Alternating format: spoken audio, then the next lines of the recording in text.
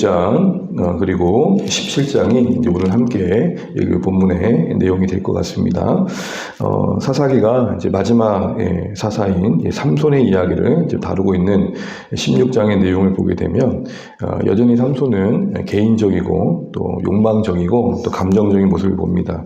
16장 1절을 보시게 되면은 가사라는 곳에 갔는데 거기서 한 여인을, 한 기생을 또 사랑하게 됩니다. 그 품 안에서 거닐고 있는, 그리고 그 안에서 즐기고 있는 이제 삼손의 이야기가 이제 소개됩니다. 그런데 그는 그 품 안에서 놀고 있는 동안 그가 그 생명이 얼마나 위협한 자리를 인식하지 못합니다. 들리라는 여인의 품 안에서 즐기는 동안 특별히 그가 나시린으로서의 그 어떤 중요한 힘의 근원의 비밀들을 가지고 위험한 놀이를 하죠. 들리라는 여인은 블레셋 사람들에게 이렇게 매수당해가지고 어떻게든 삼손의 비밀을 알아내야 될 그런 상황이 있었습니다. 그래서 계속 묻죠. 그럴 때마다 장난치듯 답을 말해줄 듯 이렇게 농담조로 이야기를 하면서 다른 이야기들을 여러 번 하게 됩니다. 그럴 때마다 들리라는 알게 된 사실들을 블레셋 사람들에게 얘기하고 블레셋 사람들이 삼손을 그런 방식으로 제어를 하죠. 그러나 매번 실패합니다. 그게 한 3번 정도 반복되는 게 이제 4절부터 14절까지의 내용에 쭉 언급되어 있습니다. 어떻게든 죽이려고 하는 이 블레셋의 위협을 어떻게든 정보를 얻어가지고 삼손의 힘의 비밀을 알아서 제거하려는 이 블레셋의 위협을 그렇게 심각하게 여기지 않습니다. 그러다가 하도 들들 볶으니까 이야기하죠. 16절을 보시겠습니까? 16절입니다. 날마다 그 말로 그를 재촉하며 조르매 삼손이 마음이 번뇌하여 죽을 지경이라. 삼손이 되게 힘은 셌지만 이 여인에게는 되게 약한 모습이 전형적인 모습으로 이렇게 보여지죠. 그러다가 17절 보시게 되면 자신의 나시린으로서의 그 비밀을 말하죠. 머리에 삭도를 대지 않는 이 이야기를 이야기하면서 결국은 이 이야기가 블레셋 사람들에게 전해지게 되고 18절 이후에 보게 되면은 블레셋 방백들이 그 방법대로 삼손의 머리를 이렇게 밀게 되고 힘이 없어진 상황에 삼손이 처하게 됩니다. 머리를 밀었기 때문에 이제 힘이 없어졌다. 사실 우리가 그렇게 봐도 크게 문제될지는 모르겠지만 사실은 하나님과의 가장 은밀한 영역, 쉽게 말하면 하나님과 그 자신만의 고유의 영역, 하나님 앞에서 나시는수의 그 어떤 중요한 신앙의 고백을 잃어버린 상징적인 모습이 이제 머리를 미는 걸로 이렇게 나와 있겠죠. 머리카락에 힘이 있다기보다는 하나님께서 그 순간 그를 넣으신 겁니다. 어쨌든 이렇게 붙잡혀가지고 비참한 처리에 처하게 됩니다.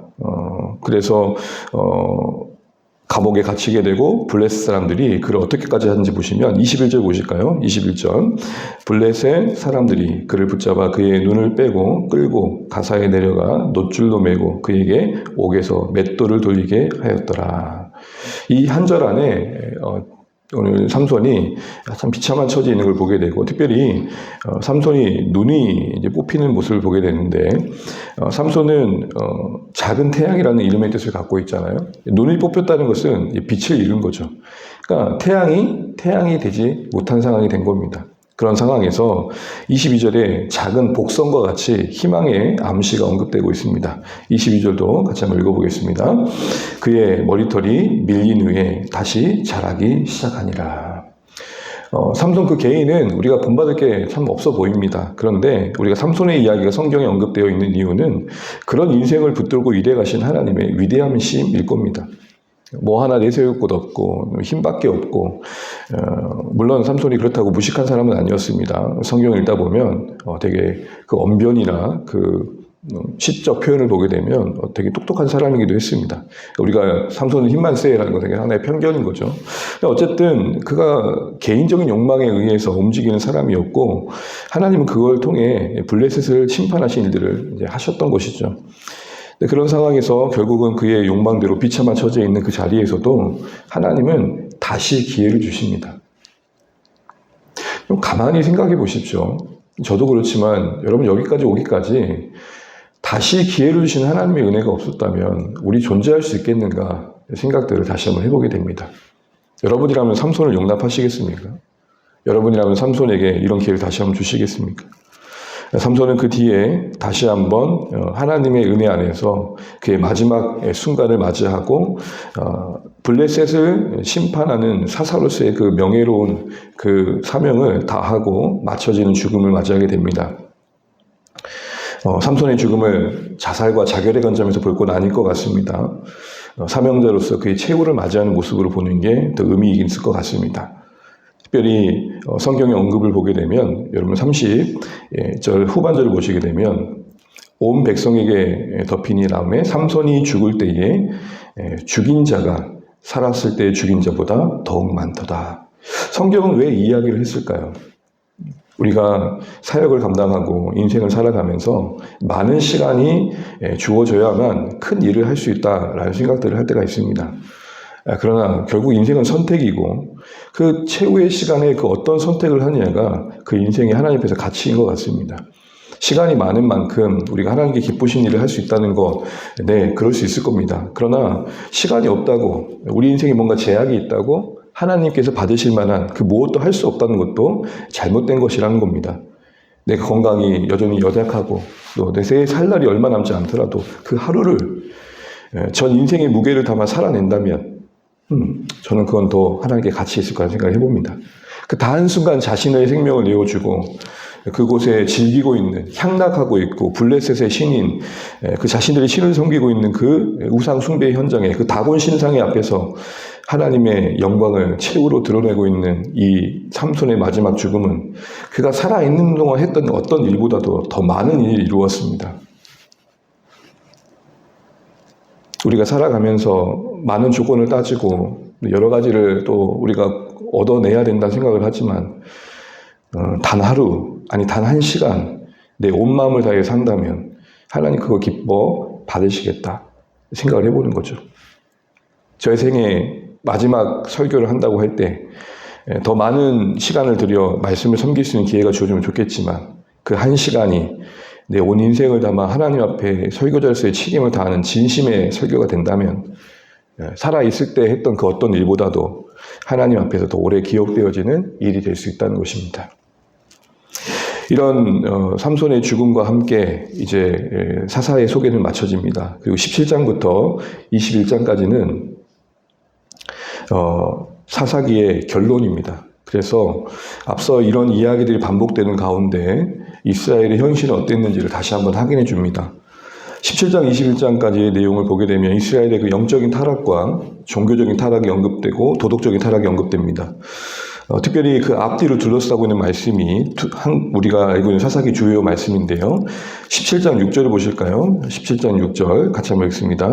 그때에는 이스라엘이 왕이 없으므로 사람마다 자기 소견에 옳은 대로 행하였더라. 네, 결론의 시작은 17장에 이 말씀이 있고 결론의 마지막인 21장을 같이 한번 조금만 넘겨서 읽어보겠습니다. 21장 25절 같이 한번 읽어보겠습니다. 그때에 이스라엘의 왕이 없으므로 사람이 각기 자기의 소견에 옳은 대로 행하였더라. 그러니까 지금 사사기 17장부터 21장은 결론이고 그 결론의 앞뒤에 이스라엘의 그 당시의 정서였던 현실이었던 하나님이 왕 되시지 않는 각자의 소견대로 자신의 주관대로 살았던 현실이 뭘 만들었는지를 결론 안에 담아내고 있는 겁니다. 그러면서 그 대표적인 사건으로 에브라임 가문의 미가라는 사람의 이야기가 시작됩니다. 2절을 보시게 되면 그의 어머니가 온 은 1,100을 잃어버려서 저주합니다. 이 저주를 듣고 미가가 자백을 합니다. 뭐라고 자백을 합니까? 네, 뒤에 보시게 되면 그 은이 내게 있나이다. 내가 그것을 가졌나이다 하니 그의 어머니가 이르되 내 아들이 여호와께 복받기를 원하노라 하니라. 여러분, 이 말씀 하나에도 뭔가 모순되지 않습니까? 은을 훔쳤습니다. 10계명을 어긴 거죠. 8계명을. 또 어머님을 경경하지 않는 행위입니다. 어머니의 소유를 임의로 뺏은 거니까요. 5계명도 어긴 겁니다. 그래서 저주한 거 아닙니까? 그는 하나님의 심판을 받을 거라고. 근데 웃긴 건 미가가 5계명과 8계명을 어길 때는 전혀 죄책감이 없다가 저주 이야기가 나오니까 반응합니다. 도덕은 없는데 종교는 있는 거죠. 그리고 그 어머니도 가관인 게 아들이 그랬다 그러면 어떻게 해야 됩니까? 야, 그건 아니지라고 회개를 촉구하고 책망을 해야 되는데 바로 뭐라 그럽니까? 아이고 내 아들아 복 받기를 원한다. 여기서부터 지금 사사기가 이스라엘 당시의 현적 현실을 고발하고 있는 겁니다. 더 위에 뒤에 가거는 그 어머니가 그 은총백을 가지고 신상을 만들고 아들을 신상을 만들어주고 그 아들은 그 신상을 가지고 신상을 관리할 수 있는 제사장으로 자신의 아들을 세웁니다. 이거를 이렇게 말할 수 있겠죠. 그 어머니의 그 아들이다. 하나님을 경외하는 백성으로서의 그 어떤 정체성은 찾아볼 수 없고 종교만 남은 겁니다. 영적 이기주의와 축복만을 구하는 기복주의가 여기서 우리에게 보여주고 있고 여호와의 신앙이 아니라 각자 자신의 신앙으로 사유화되고 있는 것들을 보게 됩니다. 그래서 6절에 그걸 말하고 옵니까? 이스라엘이 자기 소견에 옳은 대로 행하였다. 하나님이 기준되지 않고 각자의 기준으로 신앙을 누리고 있었던 겁니다. 그리고 7절에 보시게 되면은 또 다른 미가 가문의 어떤 사건이 나오냐면 레인에 대한 이야기가 나옵니다. 우리 7절 한번 읽어보겠습니다. 7절 시작. 유다 가족에 속한 유다 베들레헴의 한 청년이 있었으니 그는 레인으로서 거기서 거류하였더라. 그리고 8절을 보시게 되면 그 사람이 거주할 곳을 찾고자 하여 지금 이 사람은 방황하고 있고 유랑하고 있습니다. 여러분 레인들은 여호수아 21장에 보게 되면은 각 지파별로 흩어져 48개의 성읍에 거하게 돼 있잖아요. 그래서 레인들은 이스라엘의 공공 자산입니다. 임의로 자신들을 움직일 수 없었습니다. 그래서 신명기 18장에도 보게 되면은 레인들이 하나님께서 부여하신 기업을 떠나서는 안 되고 만약 떠나더라도 하나님께서 지정하신 곳으로 옮길 수 있었습니다. 그런 상황에서 비춰본다면 이 레이는 전혀 말씀대로 움직이고 있지 않은 거죠. 특별히 아직은 청년입니다. 그러니까 공식적으로 30세에 본격적으로 레인이 제사장 역할을 할 수 있었으니까 아직은 수습 준비 단계였던 거죠. 그런 상황에서 이곳저곳을 찾고 다닌 거다. 미가 가문을 만난 겁니다. 9절에 보면 미가가 묻습니다. 너 어디서 왔느냐? 네, 유대 베들레헴 레인으로서 거류할 곳을 찾고 있습니다. 라고 말하고 있는 것이죠. 임의로 기업을 떠나 움직이고 있는 이 레인이 봅니다. 그래서 미가가 고용을 합니다. 그리고 연봉, 은 열에, 의복 한 벌, 먹을 것에 연봉을 걸고 그를 고용합니다. 그리고 나서 11절을 보실까요? 11절 함께 읽겠습니다. 그 레인이 그 사람과 함께 거주하기를 만족하게 생각했으니 이는 그 청년이 미가의 아들 중 하나같이 됨이라. 레인은 말씀드린 것처럼 이스라엘의 공공자산입니다. 흩어진 곳에서 하나님의 기업으로서의 정체성을 이스라엘이 잃지 않도록 율법을 가르쳐야 됐었고 제사를 드리는 것들을 도와줘야 했습니다. 그런데 임의로 이것저것 덤이고 있는 레인을 봅니다. 근데 그를 고용해서 자신의 가문의 제사장으로 만드는 미가도 보게 됩니다. 그런데 그 고용된 레인을 보면서 성경은 뭐라고 얘기하고 있냐면 미가의 아들 중 하나같이 됩니다. 라고 되어 있습니다. 무슨 말입니까? 싹을 받고 있으니 나름 돈을 받고 돌봄을 받고 있으니 다만 미가가 좋아하는 쪽으로만 이야기할 수 있는 레인이었다 이 말인 겁니다. 한마디로 영적 꼭두가시가 되고 있다라는 것이죠. 그들의 지금 보여주고 있는 모습은 사유합니다. 자신들이 하나님의 경외하는 신앙으로 하나님이 정하신 곳에서 예배하는 생각을 한 게 아니라 그 자신의 집에 우상을 섬기고 신상을 만드는데 여호와 이름으로 신상을 만드는 앞뒤 안 맞는 이야기를 하고 있고 또 제사장은 하나님의 뜻 안에서 거해야 할 곳에 있는데 임의로 그들을 치하해서 자신의 가문 안에 두고 있습니다. 이런 모습들이 지금 당시의 이스라엘 현실을 고발하고 있는 거고 사실은 오늘과 다르지 않다라는 게 우리의 고민이 되고 안타까움이 되는 거죠. 오늘도 자신의 것이 아닌데 자신의 것으로 사유해서 자신의 이익을 추진하는 사람들이 얼마나 많습니까? 나라에 세워진 어떤 직분이라는 것도 어떤 위치라는 것도 나라의 어떤 국익을 위해 쓰여져야 될 권력들인데 권한들인데 그게 어떻게 쓰여집니까? 자신의 것으로 쓰여지지 않습니까? 여러분 헌법 조문을 보시게 되면 권력과 권한이라는 단어가 있는데 권력이라는 단어는 국민에게서만 적용됩니다. 그리고 대통령조차도 권한이라고 되어 있습니다. 권력이 아닌 권한이라고 쓰는 이유가 뭡니까? 제한한다는 거 아닙니까? 사유가 되는 건 종교뿐만 아니라 이 땅에 우리에게 아픔을 주고 있는 것 같습니다. 이스라엘의 타락의 현실에 신앙의 사유가 있듯이 이 땅에 무너진 현실에 각자의 고난이 자기의 것이 되는 현실이 있는 것이죠. 말씀을 이제 맺겠습니다. 이제 17장부터 우리는 이런 현실을 보게 될 겁니다. 아, 교회가 이렇게까지 무너질 수 있구나. 이것은 우리의 마음을 아프게 합니다. 그런데 하나님께서는 이 사사기를 통해서 그 아픔의 현실을 고발하셔서 하나님의 은혜가 필요한 우리의 모습을 드러내고 계시다는 것도 함께 봐야 됩니다. 삼손에게 다시 기회를 주신 하나님이십니다. 바로 그런 은혜의 관점에서 이 아픔의 현실을 보게 되면 우리가 할 수 있는 게 많지 않습니다.